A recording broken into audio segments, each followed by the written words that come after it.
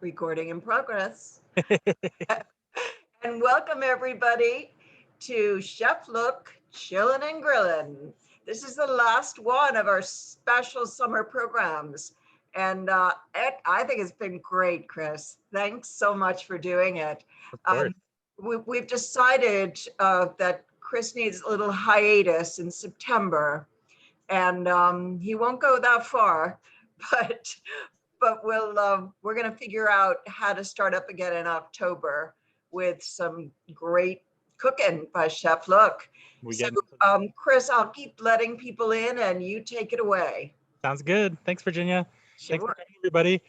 So we're gonna be hanging outside today. I'm gonna do a little grilling. I went by Morning Glory, and then I picked up my CSA from IGI. And between that, we've got a pretty good pickings. I was really craving some salsa, so we're gonna do a grilled corn and tomato salsa. But there's some tomatillos from IGI, so we're gonna pop that in there too. It'll give it a little bit of sort of a sour feel. So we're gonna do that instead of citrus. So a lot of times I'll put lime in like a roasted corn salsa, but instead of doing that, I think we're just gonna use the tomatillos, and we're gonna see how that goes. So they'll give it a little bit of that nice sour that we want. And then apart from that, everything's seasoned up. I'm gonna show you my mise en place, because mise en place doesn't have to just be in the kitchen. It's pretty much everywhere in life. So we got my nice table here. That's my cutting board.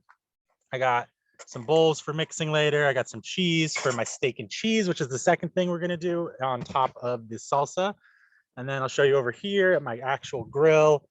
I got some water, which is always important. Got my steak there. That's some venison from my father that was cube steak. So cube steak is a really great thing to do with bad cuts of meat that are pretty tough. You run them through this little machine that cuts them on a crisscross, and it really tenderizes them. It's just like if you had a tough piece of meat and you were cutting across the grain to make the strands of fiber smaller. It's the same process, except you do it. You run it through that machine and it cuts it a bunch. It's a lot like tenderizing too. If you were to pound on it, it's going to get you that similar sort of experience. Then over on this side, I got all my veggies. I got some buns for my steak and cheese. I got some corn that I already shucked. I did leave one because I want to show you my from Jim Athern how to shuck corn technique. And then I got all my veggies, which are ready to get grilled and will eventually become our salsa and our steak and cheese. So I got everything cut up. Again, nothing new on that front. If you want to figure out how I cut everything, check out some of the older videos. I go through pretty much everything. I think we've done it. Let's see, you go all the way back to last summer for my grill, and then even the last Grillin' and Chillin'. So we're gonna jump right in here. We're gonna start grilling, because then once the grilling's done, we're gonna jump into the actual food making and sort of plating, if you will. So first things first, I got my grill nice and hot. Let's take a little peek at that. Beautiful, totally empty. You can see it's smoking. And as we've talked about in the past, I always leave stuff on my grill as long as I know I'm going to be using it again within like a couple weeks.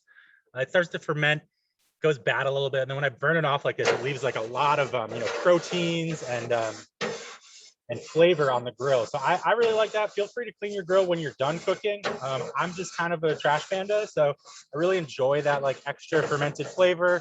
That little bit of bacteria is all dying right now, and it's an aerobic being with oxygen environment. So you shouldn't have to deal with anything like botulism in this experience. So I, like I said, I just leave it on there. Add a little bit extra seasoning, they call it. Just clean them up real good. Make sure she's ready for our veggies. Gonna clean the top too, because that's where we're gonna cook our corn. And I'm gonna put that on right now, because we're gonna have that up there the whole time we're grilling. Should be a pretty quick grill. I don't have tons of stuff. Usually I do 2 bowls. All right, so first things first, we're gonna go back. Now that I clean that, we're just gonna close this, let it get up. I'm gonna show you how I shuck my corn. So I learned this from Jim Athern. Most of you have probably shucked corn before. There's a couple different ways to do it. You can take your little doodle here and just pinch it and break it into 2 pieces and then just shuck it down. But for me, I always end up a lot of silk when I do that. And so one day I'm shucking corn in the kitchen and Jay Mathern comes in. I used to work at Morning Glory Farm. And he says that, that's a really poor way to do that. You're going to get silk everywhere. And so I said, Jim, you tell me, you've been dealing with corn a long time. And so he does a 3 peel method. And it's really simple. You take your soft tip. If you don't know how to check out corn, by the way, you can feel the whole cob in there. Just feel all the way up to the tip, and you should be able to feel whether it's been eaten, Honestly, just like with an apple, the corn that's been eaten by the bugs is usually the best corn. So don't worry too much if there is a bug in there. Honestly, they're really tasty. You can fry them up and like put them on top. I actually had planned on doing a little corn soup with some fried corn worms when I was down in New Orleans, but that got lost. And anyways, back to shucking corn. You want to do a three peel. So you take it like this. You've got the silk up top, and the first one's really easy. You just want to sort of pinch it in your hands, and then just find a little piece there and sort of rip it so it's free. And you just want to pull that off. That's going to be your first peel. If you were like showing off corn at the fair or something, you'd be done. Bam, look at that. Except that little kernel right there is maybe not a fair worthy one, but that's the first one. I don't know where to put this. I'll just put it on the ground. It's fine. I'll come back. All right, so that's the first one. That's really important. What that does is that gets you access to the top of the silk here where it's attached to the corn. If you go right in there and sort of rip them off, you're gonna have a harder time. So now that that's there, what we're gonna do is the second peel, we're gonna try and get as much of the silk, if not all of it, as we can. So we're gonna sort of let gravity help us here. We're gonna grab that corn and we're gonna take this little flap here and we're gonna rip it again. So the second one should hopefully get all the silk. See, not much left in there. And then the last one is you're just really taking off the rest of the husk and any of the silk that you missed with the second one. And when you're done, you've got a pretty much silk free. Obviously, there's a nice little hanging piece, but compared to like a 2-peel method, I feel like it's really, really good and it's fast. You're doing one extra motion, but the fact that you don't have to like rub it and get all the silk off is just, it's well worth it. So while we're talking about corn, I've got 2 types of corn today, just because Morning Glory had 2 types of corn. So we've got this is just a standard bicolor. Most corn you buy is a bicolor like this. They're really great because their sugars stay intact. Once you expose this corn to air like this, it starts to starch. All the sugars get turned into starch, and it basically prepares itself to be protected so that it can, because these are just a whole bunch of seeds, So most bicolors have been bred to be sugar retaining. So even if you sit this out in the fridge or even just out on the counter for a couple of days, this might still be sweet. This is Silver Queen, which is one of our heirloom varieties that Morning Glory grows. It's one of the older types of corn. Corn, if you go way back in corn's history, they're little tiny grains. This is basically just a giant piece of grain. But a Silver Queen is sort of an older variety. As you can see, it's all white. There's no yellow at all. And this almost already, probably just from when it was picked today till now, is probably like half starch, and the sugars have started to degrade. It doesn't last very long. It's not a sugar retainer. You want to really eat it as fast as possible. So I'm going to get this on the heat as soon as I can. But it's a really cool sort of piece of history. And the flavor is entirely different. They're both sweet, but this one's going to be a lot sweeter because it's retaining that sugar. This one has a bit of a starchy sort of old time feel. It's if you've had corn, if you're an older person, older than let's say 60, and you had corn, it was probably something a lot closer to this than this crazy newfangled bicolor stuff we've got. All right, I'm gonna pop it over here. Open this back up. We are really, really hot right now. I'm actually gonna turn the heat down, which is not something you will often see me do when I'm grilling, but we really don't want to overcook this corn. And so what I'm gonna do with the corn, I'm just gonna put it up on this top rack here. And we're just gonna let it sit there while we grill. And what that's gonna do is that's gonna steam the corn. Well, it's gonna really smoke it would be a more appropriate term. And it's gonna start it cooking. Because if you put corn, a lot of people, will grill corn in the husk, and it's just like, for me, that's silly. You're not getting any flavor on there. So for me, when I grill corn, I try and get it, on the grill as much as possible, and that's going to steam it or smoke it rather. And then once it's nice and smoked, we're just going to put it down on the actual grill to get a little bit of color. So we got some onions here. These are from Morning Glory. They don't have very many left, but a while back they were selling some bag onions, and I bought a whole bunch to stock up. Absolutely love onions, and when they're local, it just makes me feel so much better about it. If you've ever watched any of my cooking shows, I put onions in pretty much anything or everything. Onions and garlic, man. Alliums are my friend. And so we got some onions, and we're gonna get grilling. These are probably going to be done pretty fast because this grill is rip roaring hot. But that's okay because I'm not too worried about them being super hot. These are gonna end up being, snacks for lunches. But for right now, they're gonna end up on my steak and cheese. And so that steak and cheese is gonna be plenty hot with the peppers and the steak itself. So I'm not too worried about the onions staying so hot. And they have pretty good heat retention because of the way we cut them like this, where they're all together in one piece. Anytime you have something with a lot of mass, especially when it's sort of centralized mass like this, it's going to retain heat a lot better. All right, some more onions, beautiful. Get them all on there. And I always like to, keep my things together. That way I can be pretty sure they're cooking. This is an amazing grill, so it doesn't really have like hot and cold spots, but if it did, you put all your onions together like that, you're going to sort of get things cooking at the same temperatures. All right, so now we're just going to pop right into our next one. I got some jalapenos. Those are going to end up in our corn and tomato salsa that we're going to make. And our two dishes right now aren't necessarily like going together. It's more just a matter of two things you can cook on the grill. These are some cherry bomb peppers. These are from Morning Glory, and I just got them because they're delicious and I love them as snacks. They're going to be eaten pretty much just like that. I'm really hoping they don't explode. We will find out when the time comes. They are called cherry bombs after all. Maybe I'll put them over here just so they, if they do explode, they don't give us too much trouble. Probably should have made a little slice in them. And if you're worried about them exploding, what you can do is just take a knife, a little paring knife, and just poke a hole in them like you would a potato that you were, maybe microwaving or cooking in the oven, and that should protect you from pepper explosion. But I'm just going for it. I'm risking it.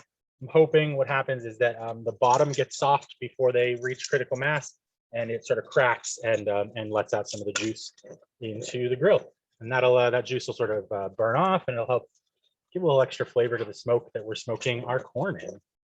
All right, beautiful. So get all those cherry bombs on there, and you could put these in the salsa if you wanted. You can put them on your steak and cheese. They're so flipping good. I really like them pickled, honestly. So I got some red pepper here. Red pepper came from Morning Glory as well, but you're going to see there's some green pepper and some poblanos that came from IGI. It's fun. I like mixing the peppers up from our two fabulous little island suppliers. And there's so many farms on the island. Feel free to get whatever kind of veggies you want. You can't go wrong if you have good grilling techniques. Big things with peppers like this is you want them to be nice and big so they don't fit through the grate, and they have lots of surface area to catch that heat and cook nice and fast. Beautiful. So yeah, so like I said, this is going to be a little bit faster of a grill than normal because we don't have to wait for me to cut. And also, so just we have some more time to sort of finish up our dish off the grill. And we're going to do everything outside today because it's such a beautiful day. I really didn't want to be inside. And it's just so nice. All right, let's see. A little more peppers. See if we can get them all on there. That'd be great. If not, that's fine. So one other thing I want to show you while we close this grill and let it do its business is some tomatillos. So I'm going to bring us back over here. I'm going to go on a little journey today with me. So tomatillos are going to be going on the grill next. That's part of our next run. Hello, chicken. My chicken's coming over here for a treat. That's Fluffy. Hi, Fluffy.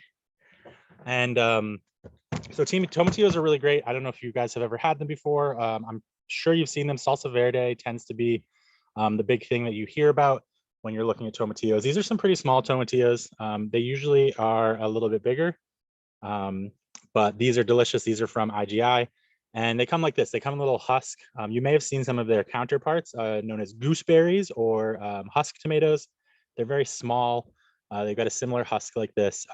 Those are very sweet and sour, whereas these are pretty much just sour and savory. And they're really easy to peel. You just they usually have like more of a lantern experience like that, where it's kind of loose. And you just can sort of rip them open like that. And inside is this beautiful shiny berry. It's actually kind of sticky, which is really cool. It's part of the reason why it works so good for a salsa verde is it's got almost like a tacky sort of okra-esque like goop to it. It's gonna be really nice in our salsa to sort of make it thick. But they also have just an amazing flavor. You can eat them raw. I wouldn't suggest it. This is Trilda here coming over for a snack. What's up, Trilda? Yeah. Anyways, we're gonna have chickens with us all night, so I hope you guys are ready. You want to try that? I don't think you're gonna like it. See if we can get her to go for it. All right, yeah, you didn't like it, did you? I didn't think so. So sometimes though they're really tight, like this one, and it's kind of a pain. There's like not a lot to grab onto. So just get your nail if you can and just go for it. The inside part is pretty hard, so it can take it. If it is soft, just compost it, toss it away, because you really just want these to be nice and hard. Trilda, she's literally right here, like right there. You want them to be hard like this. That means they're good. They don't get soft or like squishy like a tomato or like anything else when they're ripe. They want to be hard like this, and we're just going to cook them until they're soft. My chickens are flipping out right now. Watch this. I'm going to try and get away, see if I can get them on. So there's Trilda on the table, and there's Caroline Jr. also on the table. They're fabulous chickens, but they have no sense of privacy, which is totally fine. So as always, my big indicator whenever I'm grilling, when my temperature gets back to 400, that's when I want to open up and check everything out. And we're there, so let's do it. Oh yeah, baby, that looks good. Okay, you can see my corn up top. And so what we're gonna do with this corn is we're just gonna rotate it. And so the plan is to rotate this 4 times. And every time a different part of the corn is going to be facing downwards. And you can kind of see, or at least I can see, you might not be able to see. Here, this one's a really good example. Hopefully you can see this on your screens. So if you look on this side, it's like a really intense bright yellow, but if I turn it over, it's a little bit more pale, and that's the raw side. So you're going to see that it's going to start turning to this more golden color as you rotate it, and that just means it's cooking, which is what you want. So just pay attention to that, rotate it as it turns. The Silver Queen's not going to do that just because it doesn't have any yellow kernels. It's just going to get maybe like a little clearer. It's going to almost get clear. So let's see how these onions look. Oh, that's definitely doing good. All right, cool. Yeah, with onions, on your first sort of couple flips, you're really just looking for color. What we're going to do is we're going to pile these onions up and make a sort of like onion pile, and that's gonna finish the cooking once they get nice and brown. And anytime you're flipping up, they try and fall apart. Make sure you go after the little root ball end there, right there, and try and flip them from that. That will help them to not fall apart. But you know, you're gonna lose some onions. I haven't grilled onions and not lost a piece in a long time. There's a lot of different techniques you can do, but this is my favorite one, the sort of wedges with the root ball. I think it works really well. Makes a really nice sort of like snackable product. I like to eat the root end also. Anytime that you can eat root ends or skins, do it. That's generally where most of the nutrients, not most, but a lot of the nutrients are. It's a really important part of the plant. And so when the plant is making that part, it tends to spend a lot of its sort of allotted nutrients on it. So if you can eat a root, or you can eat a bit of skin, do it, because it's just going to be better for you. And it's a lot of fiber too, which is always a good thing, unless you got some sort of IBS, in which case fiber maybe not the best thing. But that's talk to your doctor. Beautiful. So the onions are looking great. These jalapenos, nice, and we don't want to get the jalapenos too cooked. We just want them nice and charred and soft. Peppers are looking beautiful. You can usually tell peppers are getting good when they've got a little bit of moisture on the side. And I always put them skin side down first. I think they cook better that way. They don't end up really sticking because by the time you flip them, they've got that moisture that sort of protects them. Beautiful, looking so good. These cherry bombs didn't explode on me, which is nice. They haven't exploded yet. They probably won't. Whoops. Flip that one twice. And any questions, just leave them in the chat. I'll check it out again once we close this up. We're fast and furious over here. We got seed grilling. All right, let's take a look at the bottom of these cherry bombs. So yeah, they're starting to get some nice grill marks. Awesome. I'm just going to leave them there. I really want these to get super charred on the bottom. And then what I'm going to do, I'm going to flip them. I'm going to put that stem right in the little grill grate. And I'm going to finish cooking them there. And the stem's going to get a little charred. And when you go to eat them, you're just going to be able to pull the stem right out. And the seeds will come with it. And you can just eat the whole thing. It'll look almost like a peppadew, if you ever had a peppadew before, from your sort of pickled food section. So we flipped the corn. We flipped everything else. We're just going to close this. Head back to the chill zone. Grab my water this time. That was a mistake forgetting last time. See if we can get the chickens to come back over again. So beautiful. So this is my favorite part of grilling, is the chill moments in between. This is usually where I'll take a little sip of my beverage, whatever it may be. Today it's very, very cold ice water. Hydration is important. But yeah, it's going to be good. This is going to be a really good meal. So the peppers are looking fabulous, and we're not going to do much to those peppers at all. I'm going to put them back into a bowl. I actually need that bowl right now. And we're just going to put them in a bowl, and we're going to try and keep the peppers and the onions hot. And we are going to actually try and cool our corn down pretty fast, because we're going to be cutting the corn off the cob and mixing it with our tomatillos and our grilled tomatoes. And because it's all going to be sort of The tomatillos and the tomatoes are gonna be pretty hot. They're gonna break down really fast. They're gonna be nice and squishy, and that corn is gonna get mixed with it. It's gonna be beautiful. I wanted to get some cilantro, which I think would have been a really good move, but I forgot. So feel free to put any herb you want in there. I'm just gonna keep it the way it is, honestly. Sometimes you don't really need herbs. You don't even need salt, you know. Vegetables taste really good as they are. If you put enough of them in there, you don't really need anything else to sort of make it pop. But by all means, you know, salt, pepper, whatever you feel like. I put some pepper and some duck fat on all the veggies, so they should have that nice sort of duck fat, delicious flavor. But I haven't been eating a lot of salt, so I did not put any salt on it. But again, do what makes you happy, do what makes you comfortable. Seasoning is incredibly, incredibly personal. And so anytime you're reading a recipe that tells you put this much salt, put this much pepper, put this much herb, this much salt seasoning, whatever it is, if you don't feel comfortable with it, just don't do it. None of them are really important. At the end of the day, if you cook the produce or you cook the main ingredient, you know, whether it be protein or vegetables correctly, it's going to taste really good. The spices obviously are going to be important for something like a curry. Like I wouldn't maybe just go straight coconut milk in a curry, although that would be really tasty. There are definitely certain dishes where spices are important, but as far as the actual amount of that spice, do what makes you comfortable, and including putting more than the recipe says. Because for me, you all know I usually put 2 or 3 times as much garlic as any recipe, even I write down. So do what makes you comfy, especially with seasoning. It's important to have your food taste good. If something you make something, yes. Oh my gosh, I actually almost grilled fruit today, but I didn't have enough peaches, and I had to save them for eating normal because they're delicious. If you're grilling fruit, you may have seen me grill some apples before. Just like pretty much everything, keep the pieces whole and big if you can. For like an apple, what I'll do is I'll cut it in half. Or sorry, I won't cut it in half. I'll cut the flanks off of it. So what you do is you take the apple like this, and you cut like right next to the core as much as possible. You'll get one big sort of piece that's like basically just like a flat side with a nice round, and then you turn it and you try and cut another one. And you'll have a little tiny piece that's almost like maybe like a quarter of the apple left, and you cut that off too. And that's going to be what you're going for. So you take, you should be able to get from like a small apple, you should get 5 pieces to grill. So you have the two big flanks, cut those in half, and then you've got the little doodle that's left over, and that's sort of your 5 pieces. And you want to grill them skin side down. For me, at least, that's the way I like to do it. And then what apples will start to do is apples will start to like goop and bubble, and that's really cool. For peaches, you got to be careful, really.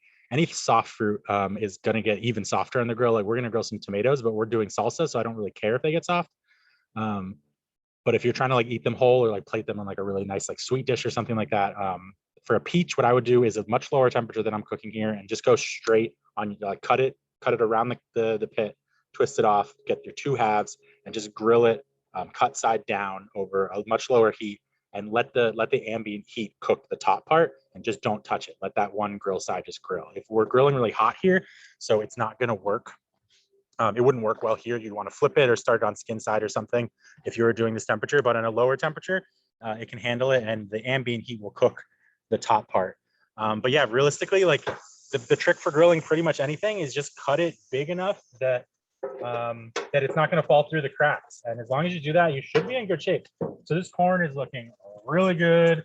It's getting cooked just the way I want it to. It's still a little bit hard, which is good because we don't really want it to be done yet. But I'm just going to do my rotate again. And then we're going to take a look over here. So yeah, oh, perfect. I'm going to leave the cherry bombs for a little bit longer. We're actually going to start taking peppers and onions off. Or peppers rather. So some of these peppers aren't done yet, but any of the ones that are, I'm just going to unload into this little bowl. I'm using a small bowl because I don't have tons of veggies like I usually do, and I want my veggies to stay close to each other. That's going to keep their temperature up, so that when it's time to plate these and make ourselves our little steak and cheese, the peppers will still be nice and hot, and they'll help it melt the cheese. Another thing that I did that I think will help with the melting cheese is it's already out of the fridge and cut up. It's over there in this temperature. It's already getting nice and soft, kind of like you would for like a cheese board. And so it is pretty much ready to go. Oh, these hot peppers are looking real good. Perfect. I'm going to take those off too. Those are going to go over here in my big bowl because that's going to be my salsa bowl. And we'll just, these peppers need a little bit more time. I'll just put them over here. And by the time we probably put new stuff on, they'll be ready to take off. So the onions are ready to go. We're gonna start piling them up. So what you do is you sort of, you take them, you flip them back. You wanna just kind of like make a big old pile of them right in the middle of the grill, right in the middle of where the onions were. You see that? Yeah, you can see that. Cool.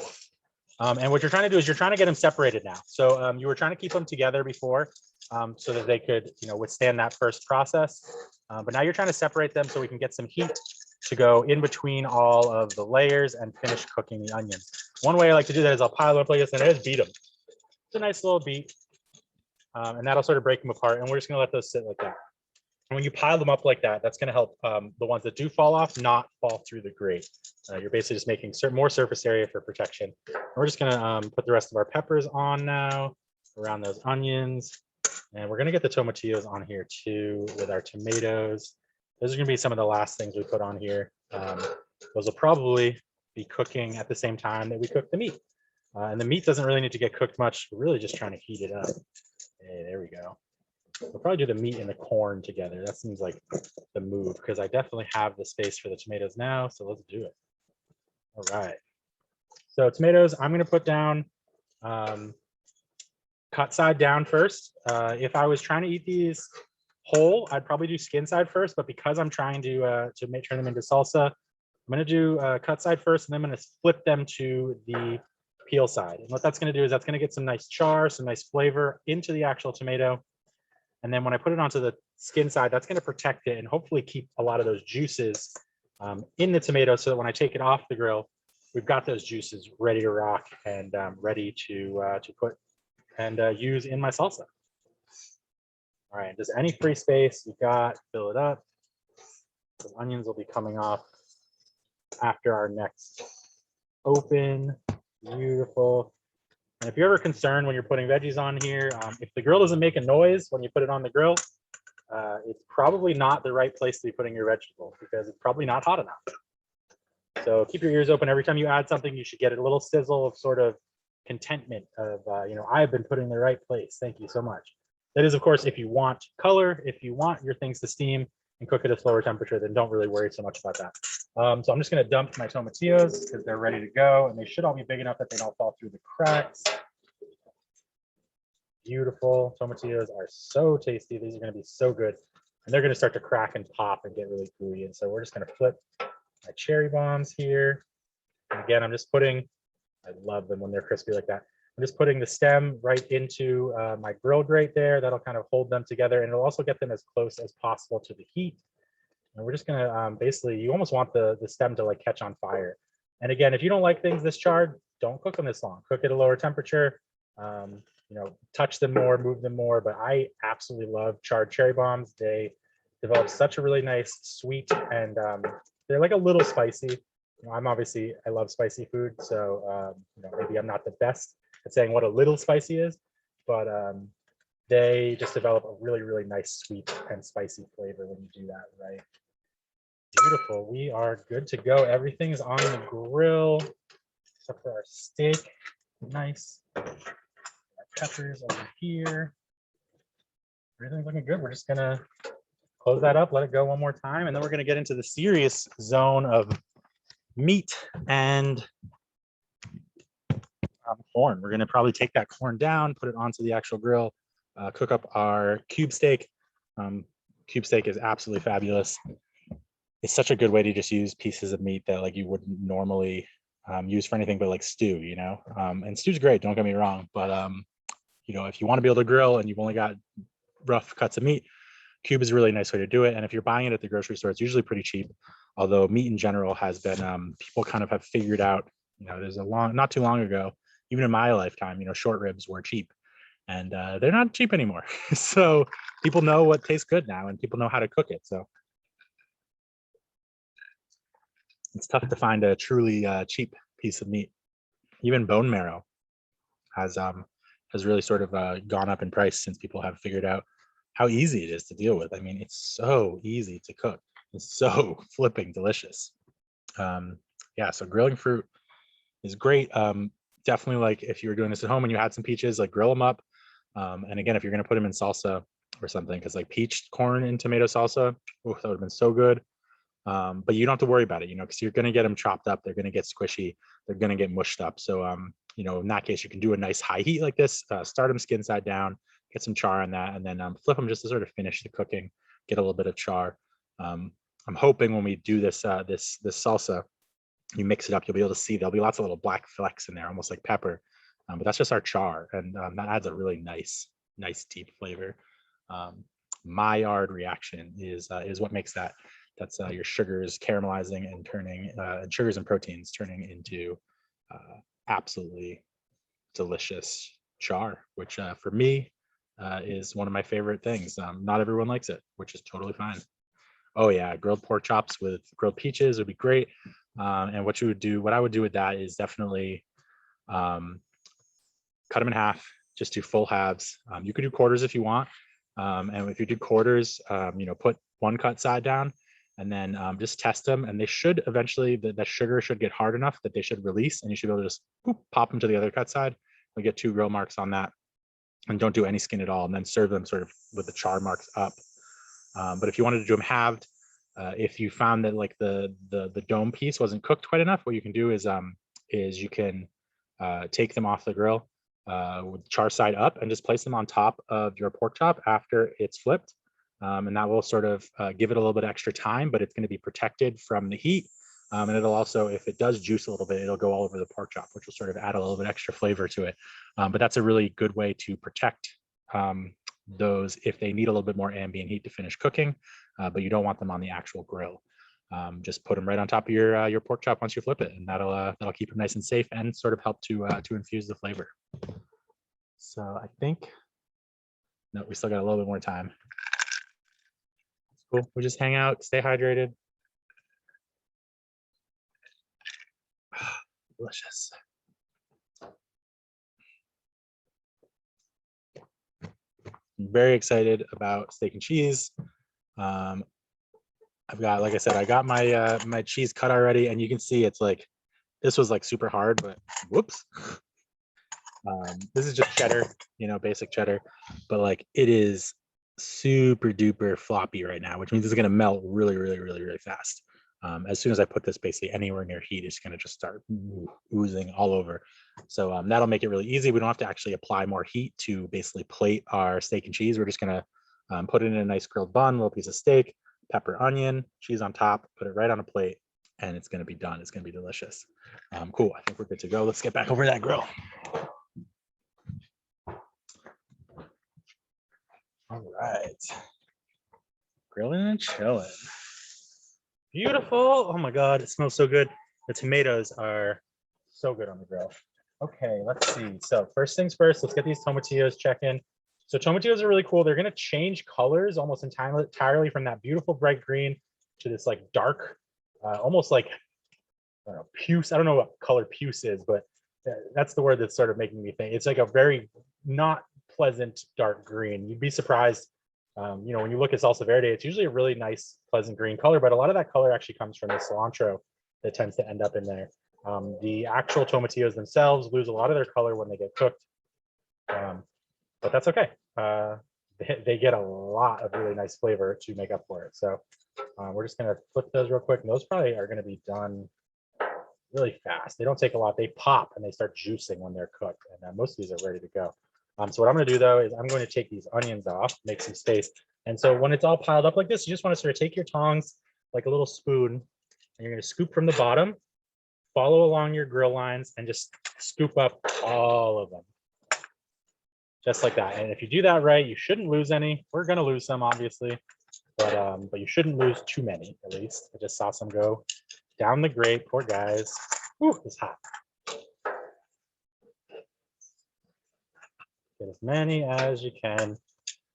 And you gotta make your sacrifices to the fire god, otherwise you're gonna get burnt. So good idea.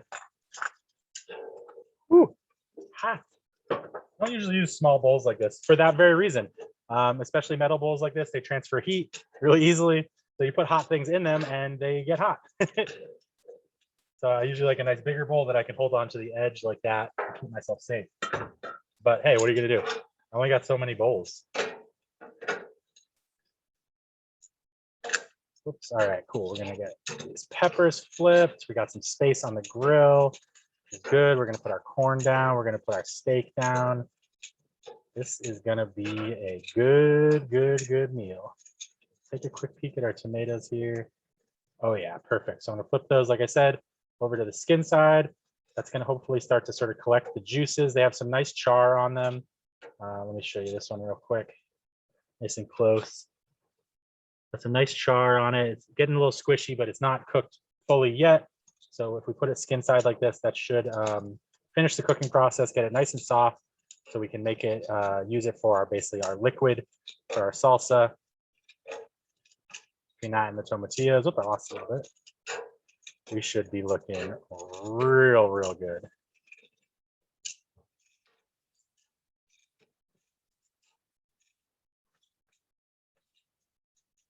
Oh my God, these tomatoes are perfect. And these are Roma tomatoes. I got these from, again, the IGI CSA.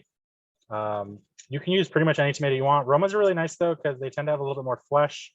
They work better for cooking usually than a lot of other tomatoes, but pretty much any tomato is going to work here. As long as it is ripe, that's really the biggest thing that you're worried about. All right, beautiful. So let's get these cherry bombs off the grill. Those are perfect. Oh my God, so good. Oh, the smell is amazing. The flavor is amazing. They're nice and soft. That's how you really know that they're done. They're ready to explode. And I'll show you that hoping little seed trick works perfectly when I show it to you. Beautiful. We'll take these buns out of here. Start toasting those. Get my salsa ingredients together. I think most of these tomatillos are done. And so again, you can tell when they're done because they won't have any more bright green on them. And you don't want to overcook them. They will have some carryover cooking and they will finish cooking in this bowl. But if you overcook them, they get almost too mushy and they're kind of a pain to deal with. So we're just going to toss those in there. Nice. Got plenty of space on the grill. I'll move these corns down. Get them some grill marks. Some nice char. We're going to put it. Ooh, that's hot. Okay. So last rotate is going to be on right onto the grill. Going to get those grill marks going.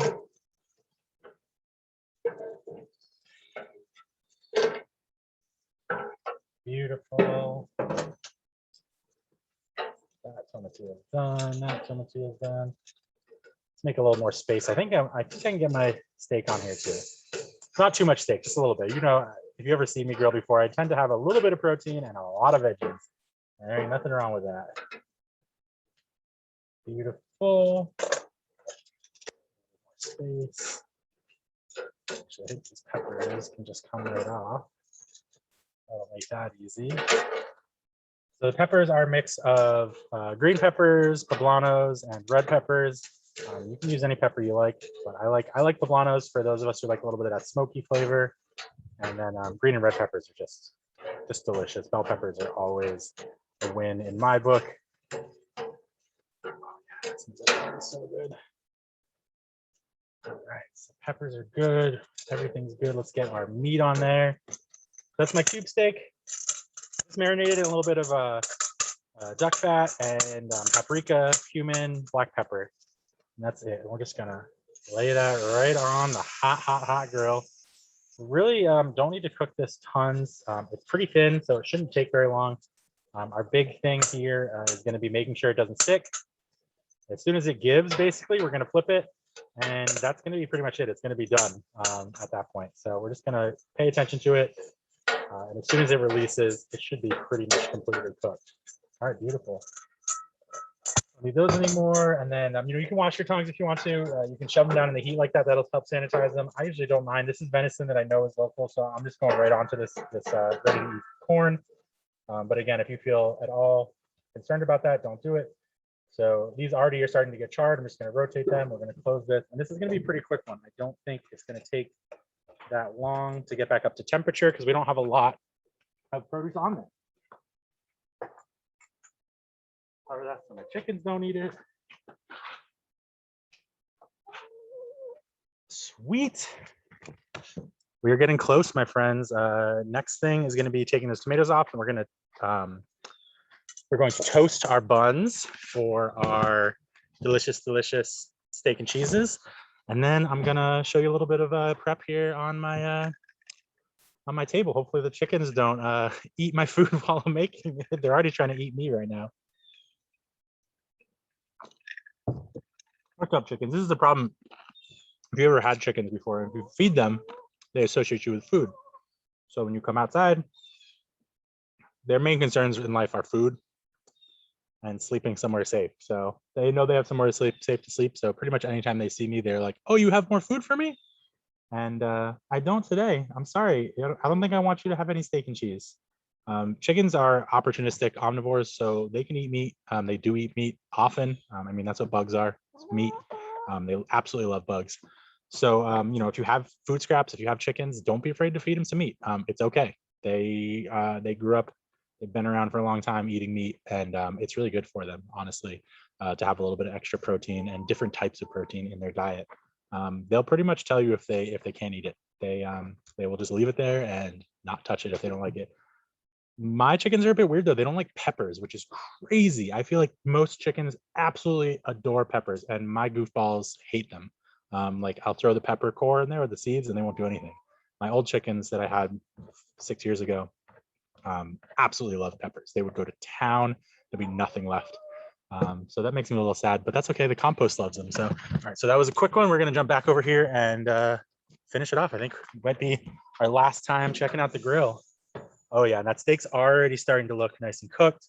These tomatoes are done. We're going to put them in our salsa bowl here, which is where all my salsa ingredients have been going. And I'm not even going to cut these tomatoes. I'm going to show you when we get to it, but I'm just gonna use my tongs and sort of smash it all around.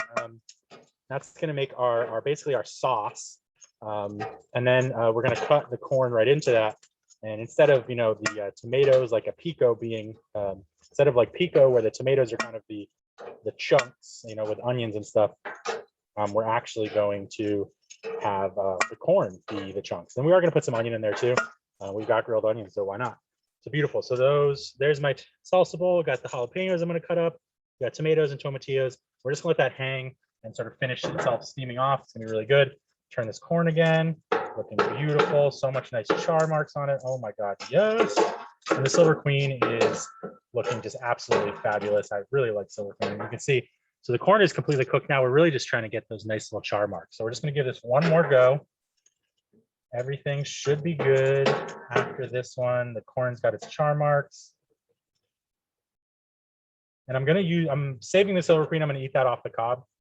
The bicolor is what I'm going to use for the salsa. It really just is going to be better. So we're going to just check this. Yeah, look at that. Those are pretty much done.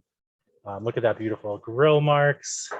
We're just going to give them another little grill mark action there before we flip them over and call them done. And they don't really take that much time. That's really another cool part about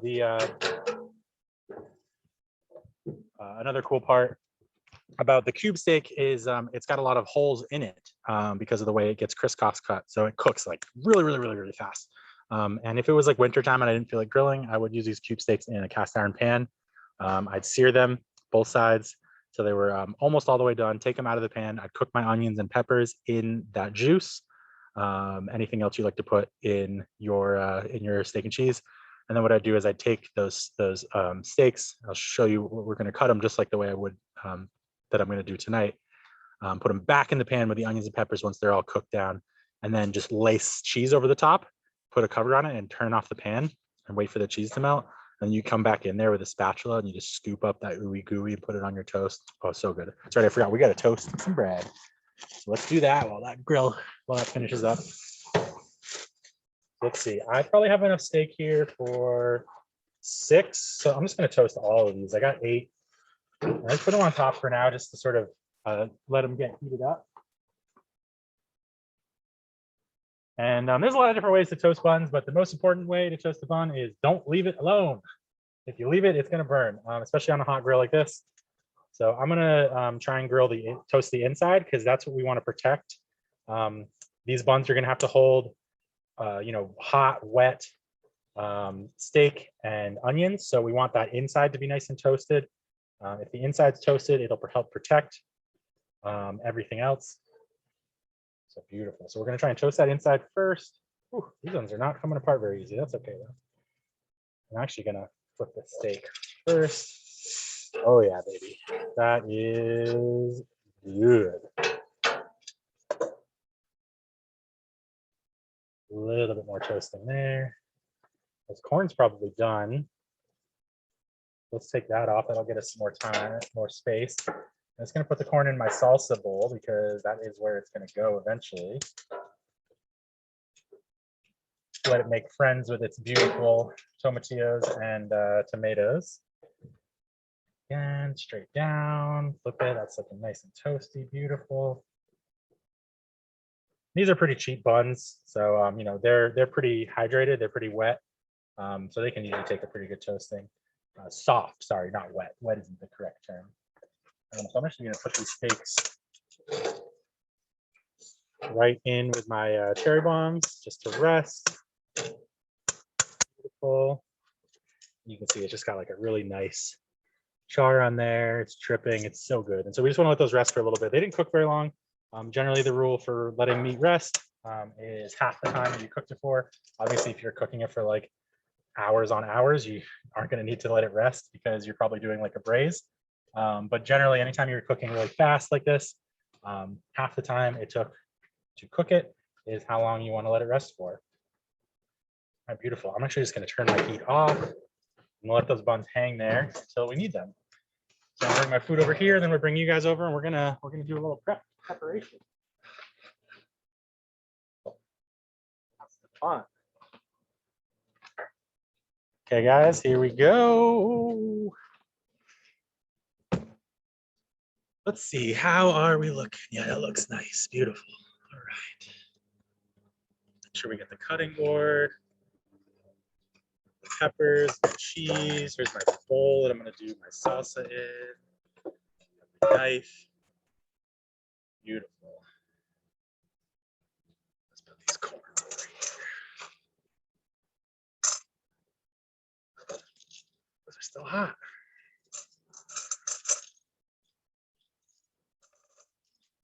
And if you feel like you know your corn is still too hot, you don't feel like handling it, paper towel or not paper towel, like a towel can be a really good way to hold on to it. So we'll sort of go over that when we get there. But I just got my corn set up like this, so hopefully it cools a little bit. It can be easier to deal with. I'm gonna make my salsa first. So.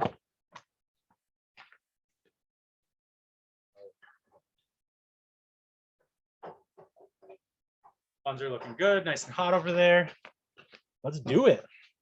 Okay, cool. So first things first, we are going to make our base for our salsa.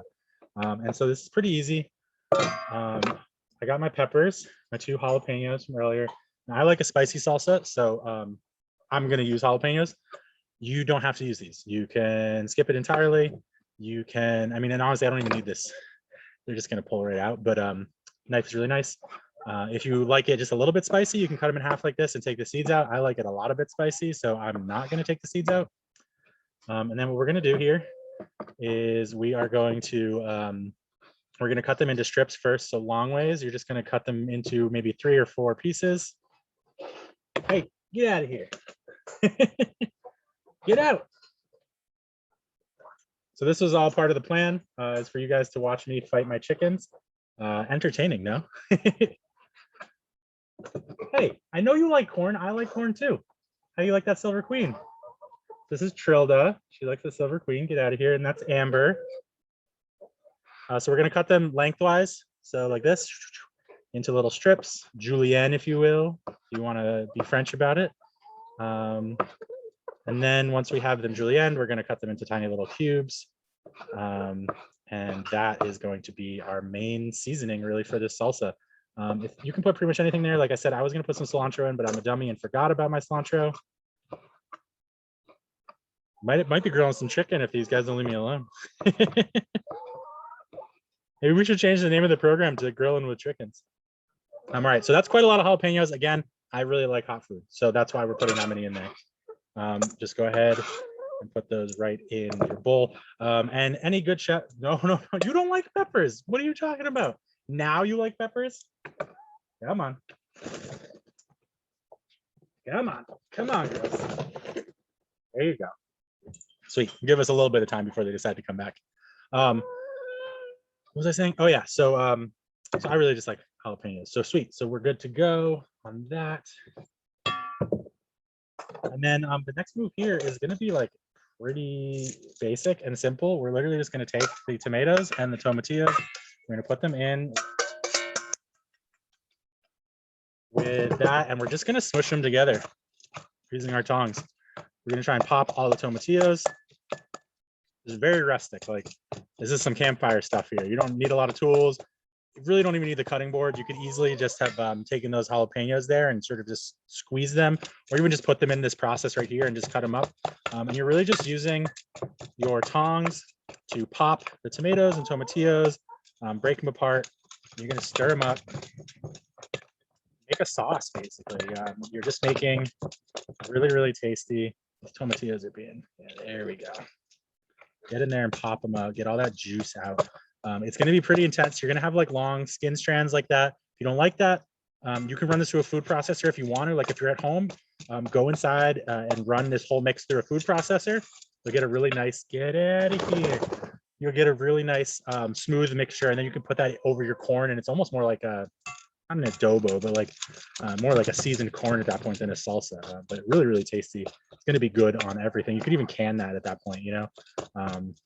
Really good for the winter to put on anything you like corn on, honestly. Beautiful. So this is looking pretty good. And again, it's rough. You can see it's chunky. There's not a lot going on there as far as like cut up pieces, but that's going to be really, really good on chips or on pretty much anything. You can put that right on the steak right now. Call it a day. Just taste it real quick. Oh yeah, it's good. Ooh, it's spicy. Tastes like charred food. It's got that nice sourness from the tomatillos, the tomatoes. Let's go ahead and get back over here. We're gonna grab some of these onions that we grilled up for our steak and cheese. We're gonna cut those up for our salsa too. And so you're just gonna cut off the root end there. That's gonna sort of free the onions up. And again, we're doing pretty rustic here, so we're not gonna do a lot of cutting on these. I just ate those. Oh, they're so good. The root end is honestly my favorite part. We're not going to do a lot to this. We're just going to cut them. I'm going to arrange them all so they're lengthwise like this. Oh, we're just going to cut them into little strips. Ooh, that's hot. So just sort of lift your hands up every time if they're hot. And again, you can wait if you want to.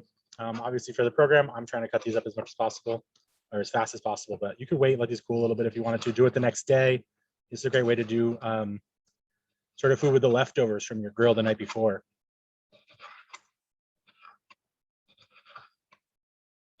Again, rustic, doesn't have to be perfect. You basically just want some little strips like that. I'm going to put those all in there too.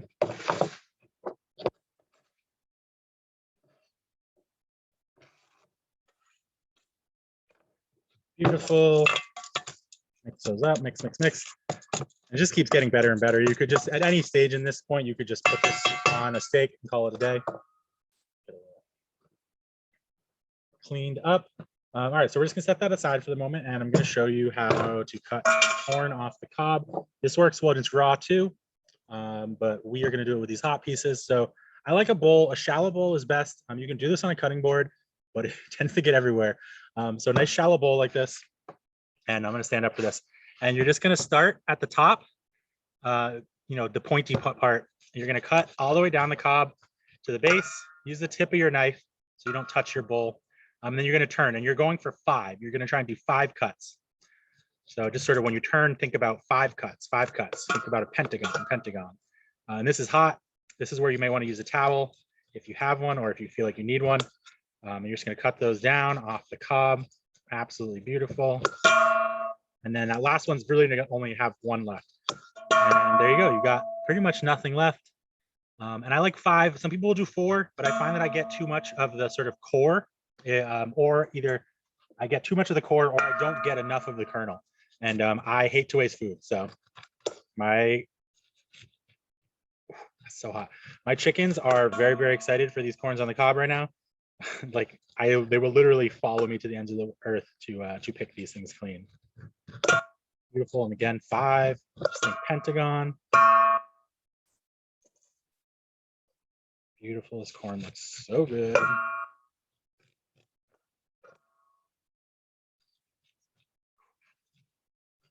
And, you know, if your fingers are getting hot, again, try and use a towel if you want to, or just take a break. You know, do one at a time and then go do something else, or again, just let your corn cool. It's totally fine. I like doing this hot, so that's where I'm at. Love touching hot food. It feels like I'm like it's like superpower, you know. All right, so last one. And this is just like, the smell is really good. The feel is really good. All this corn is perfectly cooked, not overcooked, just perfectly cooked. Had a nice steam. Gonna have a really, really good char flavor. Nice smoke from all the veggies that we cooked. Every little bit of steam that came out of those veggies passed by this corn and just made it more and more and more tasty. Beautiful. There we go. All right, sweet. So now we got corn. We've got salsa. We put them together.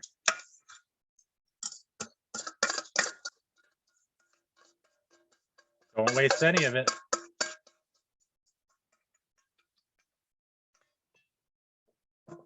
And we do just a quick little mix here.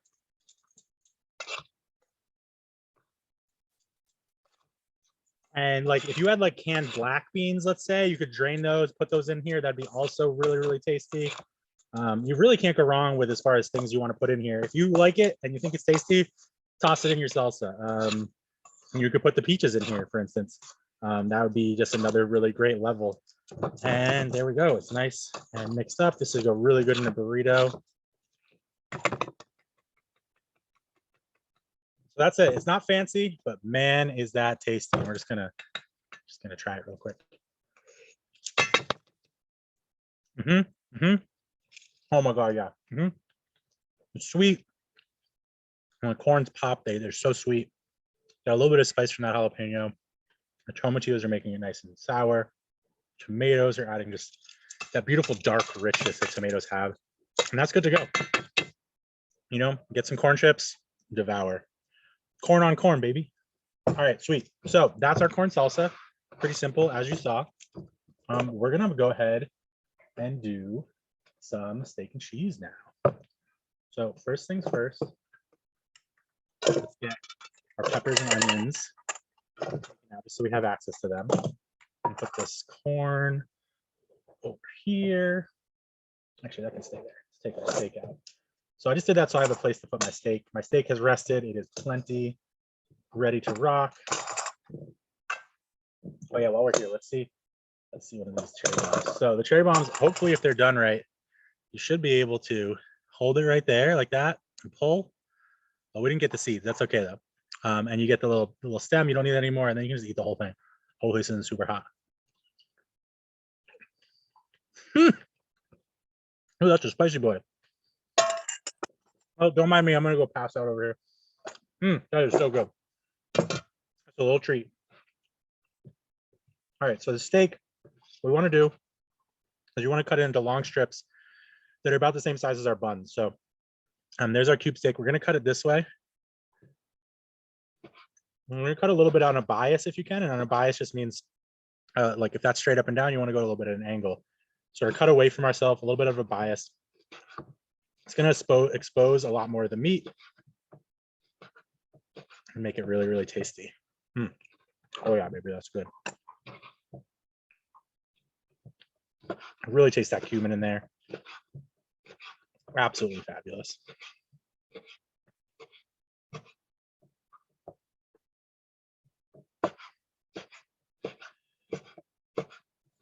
So obviously one of the fun parts about this is if you have a bunch of friends over, you know, you can cook the steak, you can leave the cutting board out and just let people, you know, lollygag about. And as they get hungry, they can make their own steak and cheese. And, you know, you can keep the grill on low if you want people to be able to like melt their cheese on hot flame, but you certainly don't have to. So that's that. Clean this board up a little bit. Let's go get couple of our buns, and we'll do a quick assembly.